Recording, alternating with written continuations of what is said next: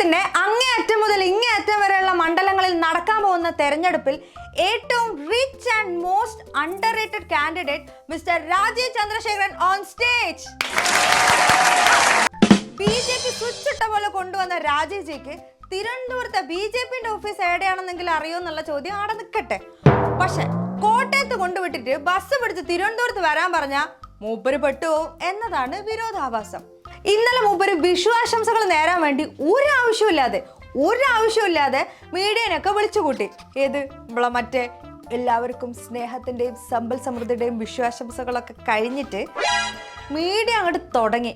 അധികം അങ്ങനെ മീഡിയക്കും സാധാരണ മനുഷ്യർക്കും കിട്ടാത്ത എലൈറ്റ് ക്ലാസ് സ്ഥാനാർത്ഥി ആയതുകൊണ്ട് തന്നെ മാധ്യമപ്രവർത്തകർ അങ്ങോട്ട് ആറാടി എന്നാണ് കേട്ടത്. ആദ്യം ഒരു ചോദിച്ചു, കളമശ്ശേരി സ്ഫോടനം ഭീകരവാദമാണെന്ന് പറഞ്ഞതിനെ കുറിച്ച് എന്താണ് പറയാനുള്ളതെന്ന്. കേട്ട പാടം മൂപ്പര് കലിപ്പായില്ലേ.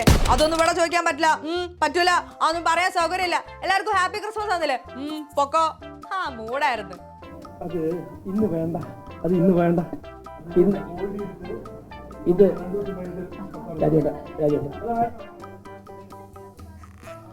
മൂപ്പർ ഇങ്ങനെ ഇമോഷണൽ ആയിട്ട് എടുക്കുകയാണെങ്കിൽ അത് വേണ്ട, വേറൊരു ചോദ്യം ചോദിക്കാന്ന് വെച്ച് മാധ്യമപ്രവർത്തകർ വേറൊരു കാര്യം ചോദിച്ചു. കേരളം മതമൈത്രിയുള്ള നാടാണോ എന്ന്. പെട്ടെന്ന് മൂപ്പര് പറയല്ലേ, നാളെ പറയാന്ന്. പാവം ടെൻഷനായി പോയിണ്ടാവും. എനിക്ക് നല്ല സങ്കടമുണ്ട്.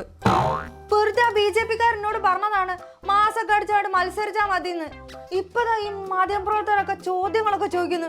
എങ്ങനെയാണ് ഞാൻ കളിക്കാനില്ല. ആ മൂടാണ് രാജ്യപ്പെട്ടപ്പോ.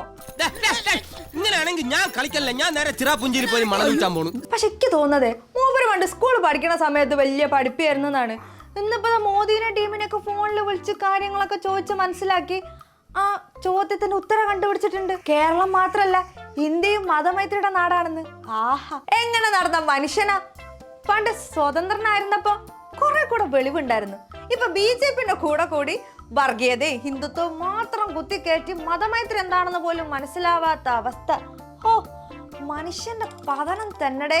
അപ്പൊ നമ്മൾ പറഞ്ഞു വന്നത്, ഈ ആണോ അല്ലേ എന്ന് പറയാനുള്ള ചോദ്യത്തിന് 2 ദിവസം സമയം ചോദിക്കുന്ന ഈ എലൈറ്റ് ക്ലാസ് കിങ്ങിനെ ജയിപ്പിക്കാൻ നിങ്ങളുടെ വിലയേറിയ സമ്മതിദാനാവകാശം ഉപയോഗിക്കണോ വേണ്ടയോ എന്ന് നിങ്ങൾ തന്നെ തീരുമാനിക്കണം. പിന്നെ സമയമുണ്ടല്ലോ, 2 പ്രസ് മീറ്റും കൂടെ കഴിയുമ്പോൾ നിങ്ങൾ തന്നെ തീരുമാനിച്ചോളൂ. എന്നാ പിന്നെ നമ്മളങ്ങോട്ട്